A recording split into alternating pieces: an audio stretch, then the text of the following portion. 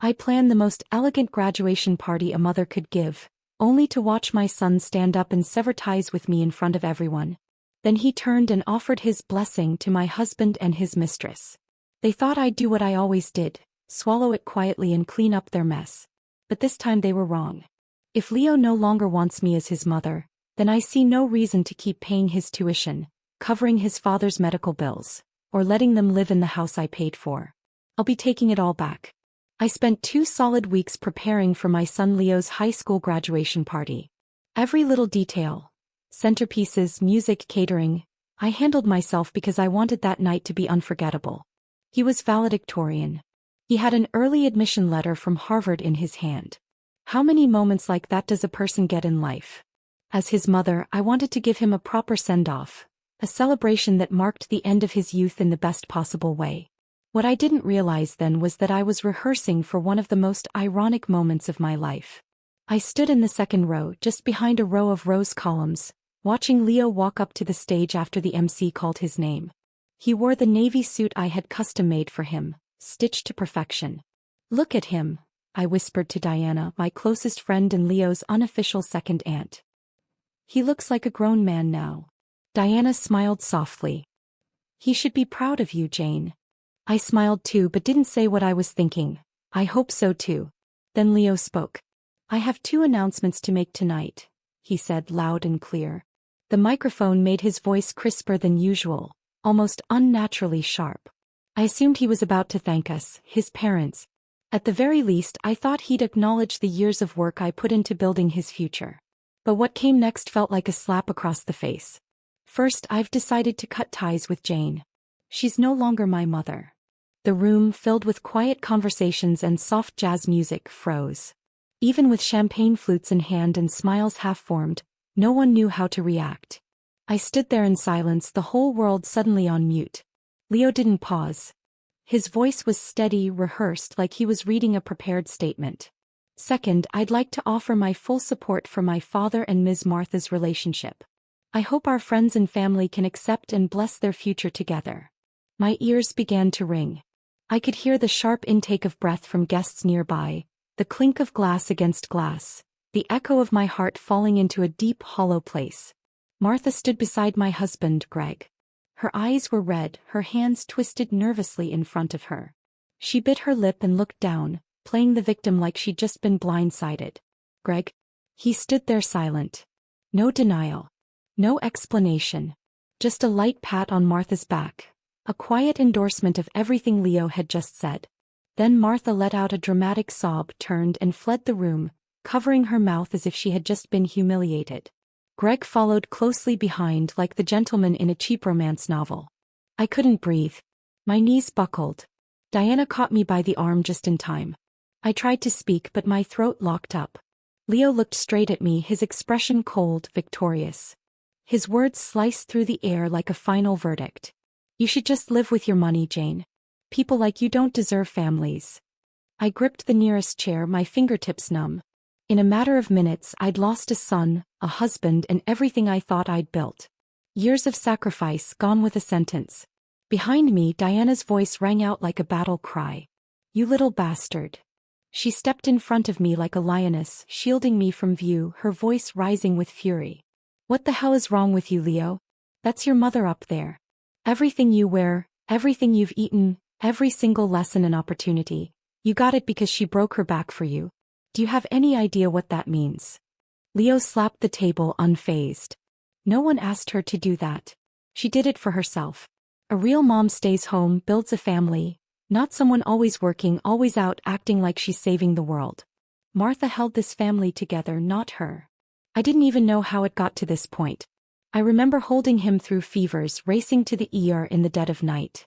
I remember writing his first speech in elementary school. I remember juggling clients and calling in every favor I had to find the right tutor when he started middle school. But he doesn't remember any of that.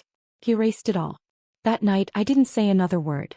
I let Diana lead me out of the hall I had spent weeks decorating, every flower and fabric hand-picked with love. Behind me were whispers, Greg's silence, the housekeeper slipping away quietly like she didn't want to be part of the fallout. I know this didn't start that night, but it ended that night. It was the final straw. From that moment on, I stopped trying to prove I could be the kind of mother they demanded. I realized some families stopped being home a long time ago. And some children leave their hearts behind the moment you start breaking yours for them. There are stretches in life you survive on nothing but grit. Mine began when Leo was 2 years old, and it didn't let up for over a decade. I clawed my way through those years, and by the time I could finally breathe, I had barely scraped together a life that looked like success. Back then, Greg was working as a project manager at a small local construction firm. He worked hard, but we were always behind. And Leo, who had just turned 2, was in that clingy toddler phase. As for me, I was pushing a food cart up and down Massachusetts Avenue, delivering hot lunches to office buildings. The cart was a joint venture with Diana, my best friend. We'd started it from scratch, and the early days were brutal.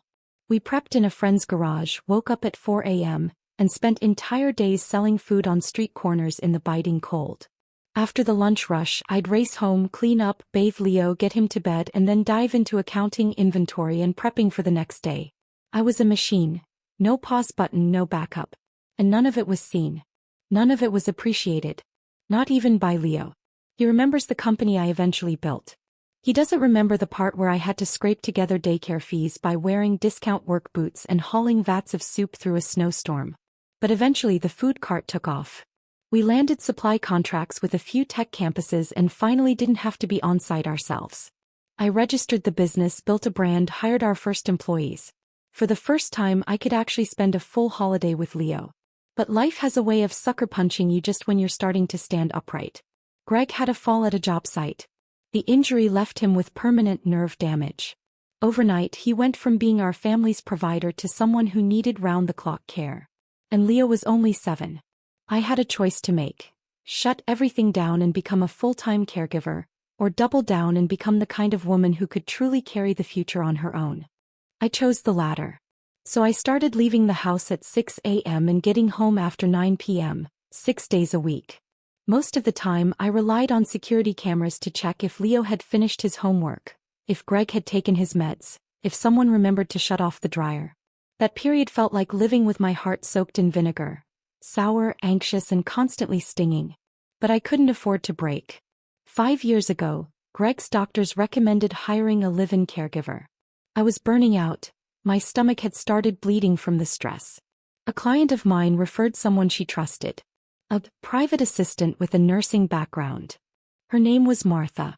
She showed up polished, soft-spoken, well-mannered. Leo took to her immediately. "She's great," Greg said after the first day. "Really attentive. Sweet too." And that night, for the first time in years, I exhaled. It felt like someone had finally lifted a weight off our chest. What I didn't realize then was that in catching my breath, I'd opened the door too wide. Martha's role expanded from daily caregiving to something more intimate. At first, it was little things. She'd light scented candles in the living room. She taped a dinner menu plan to the fridge. Then I started hearing strange comments from Leo. "Are you going out of town again? Why don't you ever have time? Martha's just warmer." The real punch to the gut came when I was flipping through an old ledger and found one of Leo's old sketchbooks. In it was a drawing of a family, 3 people. Greg, Leo, and Martha. Not me. I closed the book quietly and slid it back on the shelf. I didn't want to believe it. I told myself he was just a kid. That when he grew up he'd understand.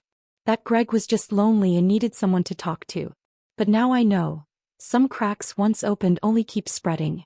By the time I realized Martha wasn't just a temporary caregiver, she'd been living in our house for 3 years, working for us for 5, and she and Greg had developed a quiet understanding.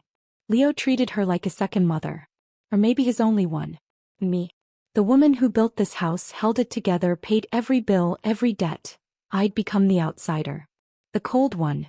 The one who didn't get it. They never said it aloud. But I could feel it. When I came home late from work, Leo no longer ran into my arms. He'd just sit at the counter eating one of Martha's desserts and say flatly, "Did you eat yet?" Eventually I became afraid to come home.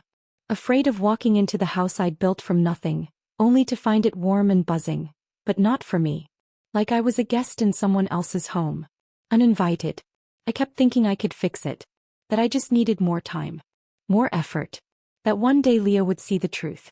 But when he stood on that stage and said, I no longer consider Jane my mother. I finally understood.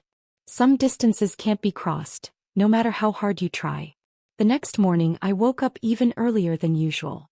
The moment my eyes opened, last night's scene played on a loop in my head. Leo on stage, his two sentences magnified, repeated, crushed into my chest like wet cement. I couldn't breathe past it. Diana showed up early. She didn't say much. Just sat at the kitchen bar, sipping the herbal tea I made for her, keeping me company in silence. I wiped down the table again and again, as if scrubbing it clean could somehow erase the shame from the night before. I think I want to try one more time, I finally said. She looked at me, calm but firm. Just remember, dear, whatever happens, you owe him nothing but your truth. I nodded, then got in my car and drove to their apartment, the one in my name. I'd bought it for Leo to live in before college. Now it housed the three of them like some makeshift home. As soon as I stepped inside, I heard Martha in the kitchen frying eggs. Greg sat at the table watching TV. Leo was on a bar stool in pajamas, chewing on toast. No one stood up. No one said hello. Leo, I said as evenly as I could, can I talk to you alone? He didn't look up. Just kept chewing. Whatever you want to say it here. I swallowed the tightness in my throat and lowered my voice. I know I missed a lot while you were growing up. I was always working when you probably needed me most. But that wasn't because I didn't care. He looked up briefly, his eyes cold. Are you trying to make me feel guilty now? I shook my head. No. I just want you to know, I'm willing to change. I can step back from the company, spend more time with you and your dad.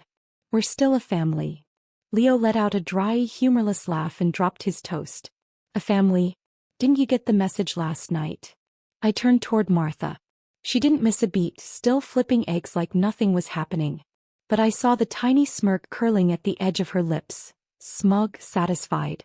Leo, I'm not blaming you, I said. I just want you to see that someone slowly pulled you away from me when I wasn't around. And that doesn't mean you ever really knew who I was. Greg slammed the remote onto the table. His voice was sharp. What are you implying? Martha's got more sense than you ever had. At least she doesn't treat her family like a quarterly business plan. I stared at him. You know what I went through out there. I kept this house running, paid for your therapy, Leo's tuition. All of it. You can hate that I wasn't here, but don't pretend I didn't sacrifice everything for this family. Greg shrugged. You chose to be a workaholic. Doesn't mean we owe you applause. That hit like a blade straight to the chest. And that's when Martha finally spoke, her voice gentle like poison wrapped in silk. Jane, I think you're exhausted. You need rest. Greg and I will take care of the home now. She paused, then added with a syrupy softness that cut deeper than anything. Maybe it's time to let go. That's when I saw it clearly. This wasn't a misunderstanding. This wasn't about hurt feelings or time lost. This was a quiet, calculated takeover. Martha had taken the house, taken Leo's affection, and now, she wanted the power I'd spent my life building. I laughed. Then I cried, but it wasn't sadness. It was the kind of laugh that comes when the absurdity of betrayal finally becomes clear. What you really want, I said, is a docile woman who shuts up, smiles, and doesn't ask where the money's going. That's the kind of mother you're looking for, right? Leo stood up. What do you want now? Another dramatic speech? You never wanted to be my mom. Now it's too late to start pretending. I looked at him, and all the words I'd planned dissolved into silence. I said quietly, all right. If I'm no longer your mother, then don't spend another dime of my money. That got his attention. He froze, confused. The shock flickered across his face. What do you mean? I mean this apartment will be repossessed. Your allowance, your credit cards, your college fund, I'll be freezing all of it. Greg's rehab center? I'll call and cancel. You all said Martha could hold this family together. Great, let's see her do it. Martha's face drained of color. She took a step forward.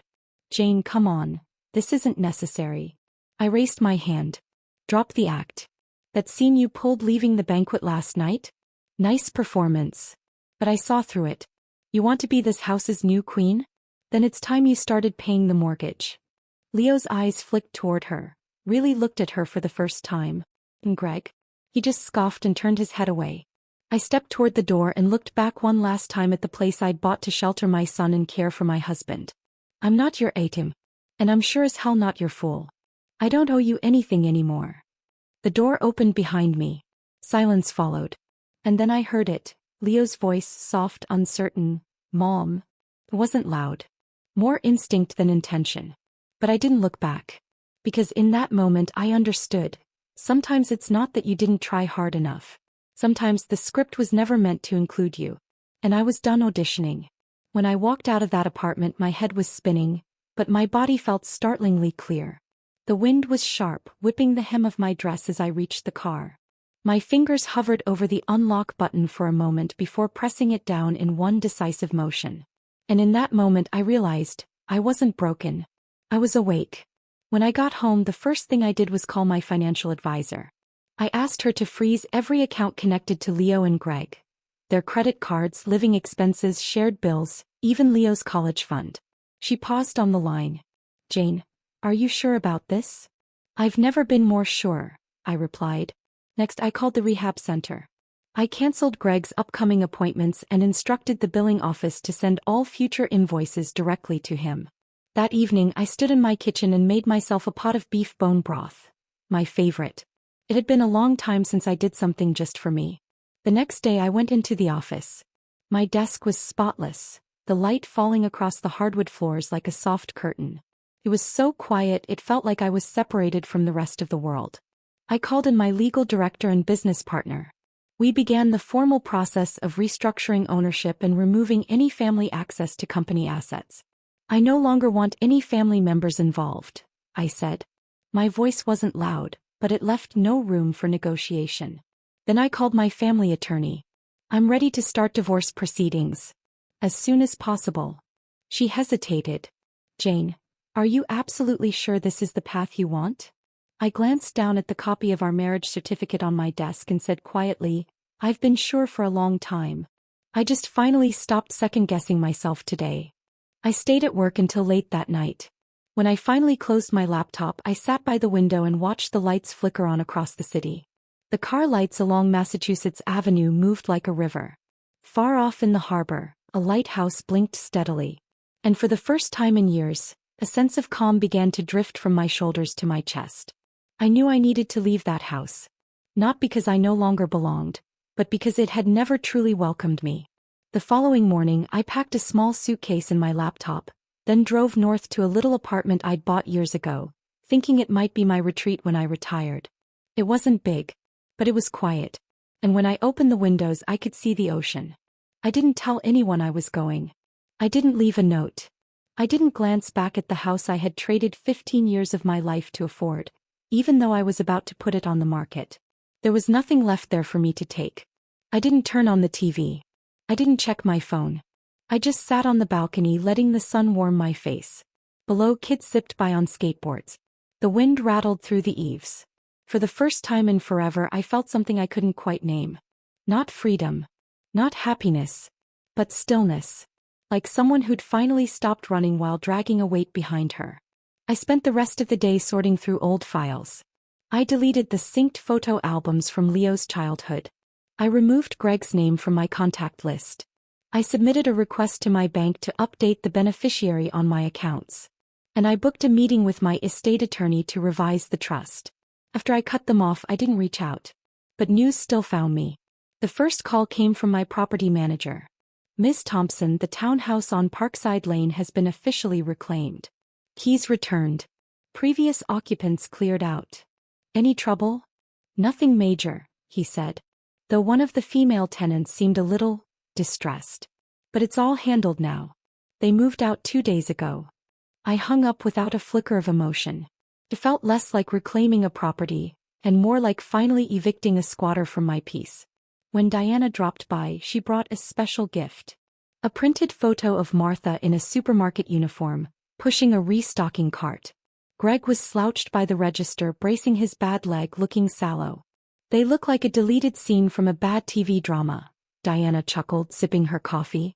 Martha's tagging discount stickers. Greg's pushing carts. Still think they're in the mood for romance. I didn't respond. Just gave a faint smile. Because karma never needed my help. It always arrives on schedule. Word is they're renting an old duplex out in the suburbs now. Dry grass covering the yard. Faulty heating in the winter. After I froze Leo's college fund, his financial aid application hit a wall due to Greg's undeclared income. The scholarship he was banking on didn't come through. His grades plummeted. And now, even his admission status is in jeopardy. When Diana told me, I scratched a line across my notepad with the pen in my hand. He didn't even show up for the state math competition, she said. Last year you hired a Stanford grad to coach him. I nodded. I'm not gloating, Jane, she added, her tone softening. But he needed to fall like this. He needed to learn. Without your home, he can't stand on his own. That afternoon, I booked a massage and signed up for a facial at a nearby spa. When I leaned back into the chair and closed my eyes, the only sound was the soft hum of a violin playing in the distance and the gentle mist of aromatherapy. It was the first time in years I'd stopped everything, work, motherhood, marriage, to just exist for myself. As I was changing to leave, my phone buzzed. Greg. I didn't answer. 3 minutes later, an email landed in my inbox. Sender, Greg. Subject, negotiation. I opened it. It was a rambling letter, poorly structured and clearly rewritten a dozen times. The first few paragraphs leaned on old sentiments. We were once husband and wife. Leo needs stability. The middle shifted to guilt-tripping. You're still the financial backbone of this family. And the last line finally showed its true face. $10,000 a month. Paid in installments. For Leo's living expenses and my continued rehabilitation. I let out a short laugh and hit forward, sending it to my attorney with a subject line that simply read, "Please draft a formal response." The next day, I had my assistant schedule a meeting with Greg at the coffee shop downstairs from my office. I didn't want him anywhere near my actual workspace. That place was clean, unstained, and he didn't deserve to contaminate it. He showed up in an old pilled wool coat, face pale and drawn, hair unkempt. The moment he sat down, he gave a shallow cough and tried to sound pitiful. Leo hasn't been doing well. And Martha's under a lot of pressure. I didn't move. Just stared at him. He gave a dry chuckle, then cut to the chase. You know Leo's still in school even if he's legally an adult. You can't seriously expect me to believe you're just cutting him off. Didn't he make that perfectly clear last week? That I'm no longer his mother? That you three are the real family now? Greg opened his mouth then closed it. For once he had no comeback. I continued, let's be honest. You're not here for Leo. You're here because Martha can't carry the weight. She thought playing house came with a trust fund. Now the money's gone and reality's biting. His expression shifted. You can't be this heartless. He's still your son. I leaned back in my chair. And when he disowned me, he did it with no hesitation. Now that things are hard, suddenly I'm the safety net again? He's an adult. I don't owe him anything. Greg went quiet for a beat. Then came the bitterness. That company, we built it together. I was there. I raised an eyebrow. For what? A few weeks. You bailed, Greg. 10 years without income. While I was keeping us afloat, you were asleep on a therapy bed and Martha was watching soap operas on the couch. Greg slammed his hand on the table and stood. So what, do you want us to starve? I stood too, still calm. Whether you starve or not isn't my concern anymore. I'm not your crutch. If you care about Leo so much, maybe it's time you found a second job. Instead of crawling back here with your hand out. I picked up my purse and walked away. He didn't follow. Just sank back into his chair, looking 10 years older than when he arrived. Because he wasn't afraid I'd abandon Leo. He was afraid that without me, none of them could hold Leo up. And maybe that was the fear that kept him up at night. I thought I had already cut clean. Until Greg's mother, Rolla, showed up unannounced in the lobby of my office. The front desk buzzed my line. Miss Thompson, there's an older woman downstairs. She says she's your ex-husband's mother. She insists on seeing you. I paused. Then said, let her in. She came in wearing a faded coat, hair pulled tight and neat, but her face was tired, drawn with worry. Jane, she said, barely sitting before launching into it. Greg's in bad shape. Every day worse than the last. Leo's lost weight. Barely talks anymore. You're a mother. How can you be this cold? I didn't respond. Just handed her a cup of tea. I heard they moved. She nodded, eyes watery. They're living rough. Martha's stocking shelves at a grocery store. Greg won't go to the hospital, says it's too expensive. I'm just an old woman, Jane. I can't help them. That's why I'm here. I thought of the email Greg sent me, his desperate plea for $10,000 a month, and smiled slightly. They disowned me, remember? I said. She faltered. The forced smile on her face cracked. But she quickly covered. Leo didn't mean it. It was heat of the moment stuff. He's your son. Greg, he was your husband. Ex-husband, I corrected. Her smile froze. So, your family. You can't just watch them suffer. Greg's medications, he's using cheap substitutes now, ones Martha's friends can get under the table. She reached into her bag and unfolded a piece of paper, laying it on my desk like a final plea. This is last month's medical bill. Just take a look. Maybe there's something you can do. I looked down at the paper and nodded. I'll take a look. She let out a shaky breath, thanked me repeatedly and left. But I kept staring at that list long after she was gone. It wasn't the amount that caught my eye. It was the unfamiliar names of the medications. That night, I pulled Greg's official treatment plan from years ago and compared it line by line. Some of the drugs didn't match. At all. Something was off. I didn't call Rolla back. Instead, I dialed Megan. She manages my procurement team, but more importantly, she's a close friend. And her sister works in the billing department at City Medical. I need a favor, I said. I need you to help me look up a patient's recent records. Hospital visits, prescriptions, payments. Everything. She didn't ask why. Who are we talking about, she said. Greg and Martha. I have a feeling someone's been playing games with the money. She answered without hesitation. Give me a day. I hung up the phone and leaned back in my chair, staring up at the ceiling light. It was never about the 10 grand. It was about the fact that they were still using illness and the child to manipulate me. That same tired card, played once again to bind me into guilt. The next afternoon, Megan sent me a message. Jane. You need to see this in person. When I got to her office, she had the paperwork laid out in perfect rows. Hospital billing records, internal logs, flagged notes. Greg did come to the hospital, she said, flipping the first page. But he only had 2 basic visits. The total was under $300. She pointed to a red box on another sheet. But the receipt you got showed almost $4,000 in drug expenses. Half of those. She tapped the chart. Were sourced off the record through private channels. Filed under Martha's name. I kept my voice steady. What does that mean? Megan's expression darkened. She dropped her voice. It means someone is trafficking prescription meds. I stared at the list. My fingers tightened slightly on the table's edge. That's not the worst of it, she went on. She's been exchanging part of the meds for cheaper generics, off the books, and giving those to Greg instead. I closed my eyes for a beat. This wasn't a family dispute anymore.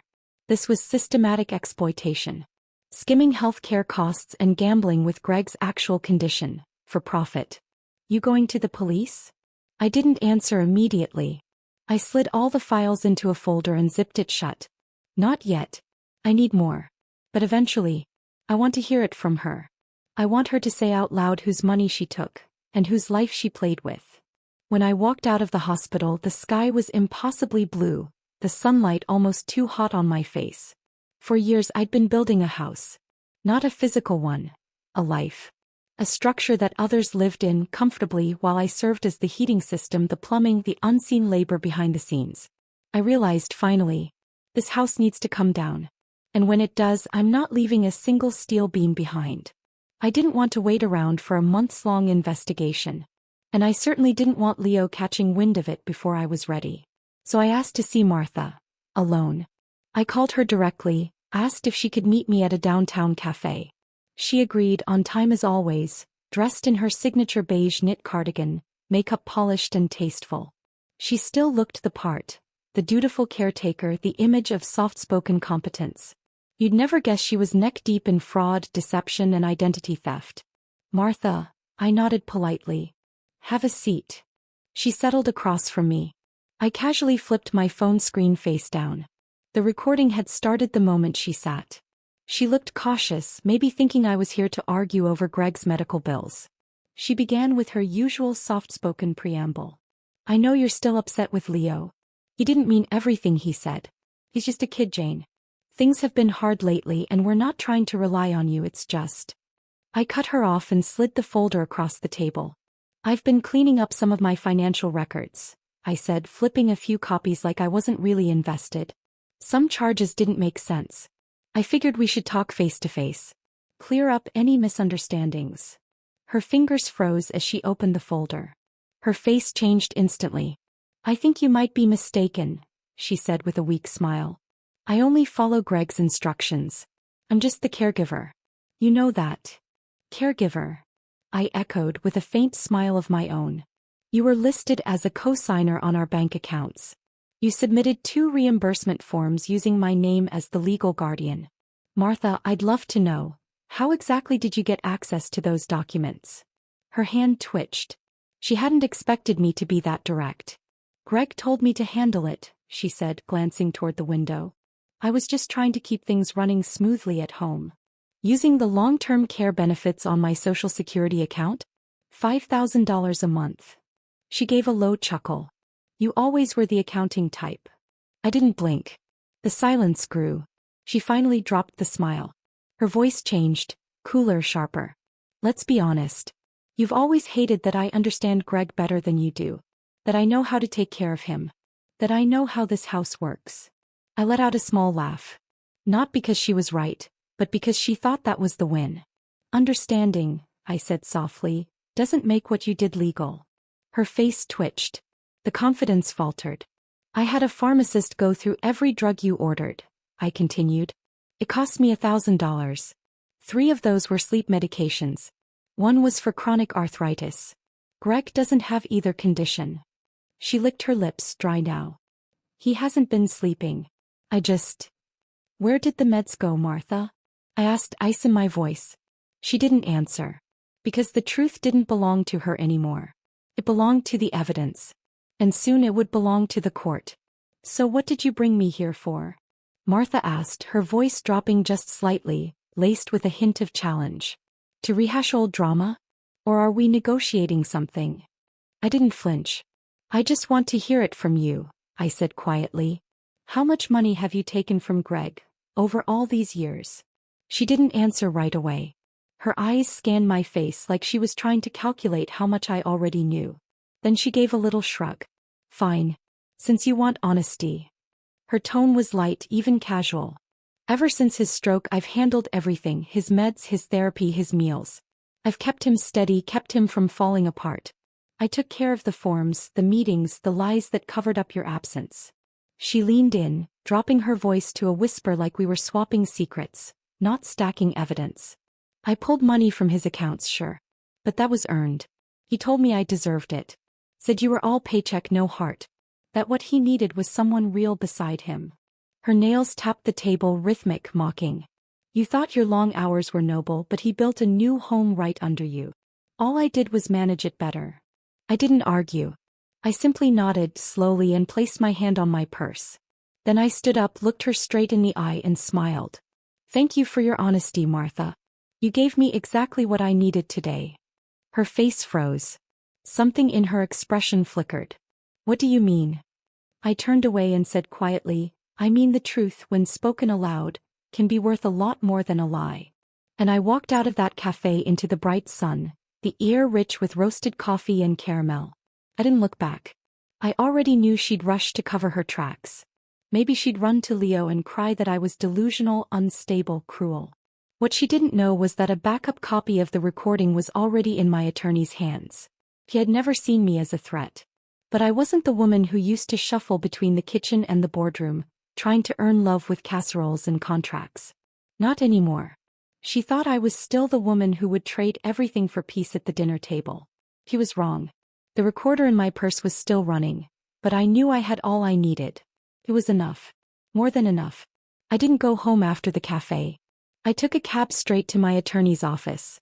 Not the old-school man who handled our family trust, but the firm Diana had recommended. Young, sharp, unapologetically fierce and focused on women's rights. We received the audio copy you mailed in, Kelly said as she put on her headset. But it's good you're here in person. I've got a few details I want to clarify. I nodded and sat, hands folded on my lap. I don't want to wait. I want to sue her, Martha. And Greg too, if any of the paperwork has his signature on it. Kelly set the headphones down and gave me a long look. You should know, they'll likely come after your mental fitness. Try to paint you as emotionally unstable. They'll want the court to believe you're not capable of managing family finances. They might even try to revoke your role in the trust. I know, I said calmly. That's why I came to you. I'm not looking to survive this quietly. I'm looking to win. She smiled. Then let's get to work. For the next few days I turned myself into a one-woman legal task force. I combed through years of bank statements, printed emails, Greg's property transfers, Martha's benefit claims. I highlighted, flagged, cross-referenced. I knew exactly how to dismantle a mess. I'd done it 100 times for my company. This time I was applying every ounce of skill to my own life. This time I was the project. And the outcome? Take back what was mine. Clear out those who tried to climb on my back to rise. A few days later Kelly called. The transcript from the recording is complete. It's more than enough to file civil charges for financial fraud. We can also notify the Department of Human Services regarding the benefits abuse. Are you ready to proceed? I turned to look at the drawing still hanging on the wall. Leo's sketch from when he was 12. Greg in the kitchen baking a pizza, me in the corner smiling at them both. I stood up, pulled it down and dropped it into a cardboard box. I'm ready, I said. And I'm not waiting for them to come to me. I want them blindsided. 4 days after the lawsuit was filed my phone rang. Leo. His voice was familiar but colder than I remembered. Have you lost your mind, Mom? I leaned back on the sofa. You'll have to be more specific. You're suing Martha. You know this will destroy Dad, right? He can't handle court proceedings. I closed my eyes, fighting the sting behind them. I could have gone to the police. I didn't. I chose the legal route. Transparent. Civil. Silence. Then, what do you even want? I gave a quiet laugh.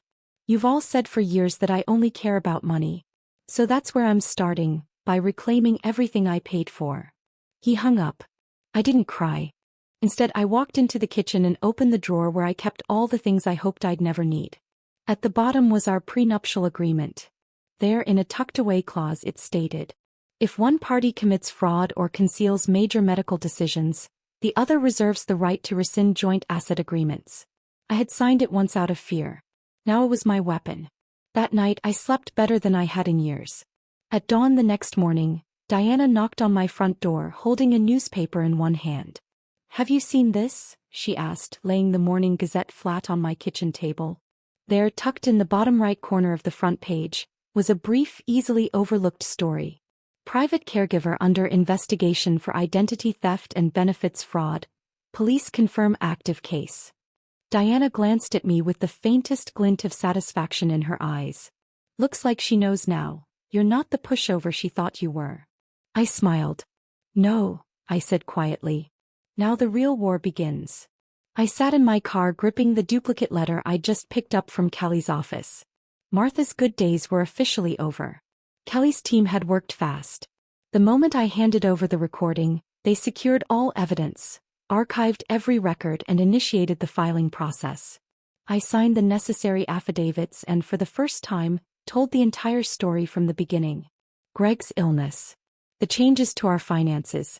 Leo's betrayal. And the rot hiding behind Martha's perfectly styled hair and nurturing facade. I thought I'd break down while recounting it all. I didn't. I was calm. Detached. No tears. No trembling voice. Just facts. Maybe that was because the real grief had already been spent, on the night of the graduation party when something inside me died quietly. In the meeting room, Kelly flipped through documents, her tone crisp and focused. We're filing civil charges, at least 3 counts of fraud. Possibly identity theft. She used your name on multiple documents.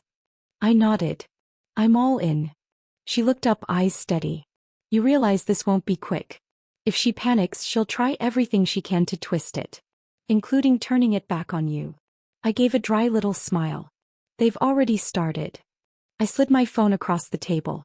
A few texts from Leo glowed on the screen. You've gone too far, Mom. I don't understand why you're doing this. Can't we all just live our own lives in peace? Kelly read them, then raised a brow.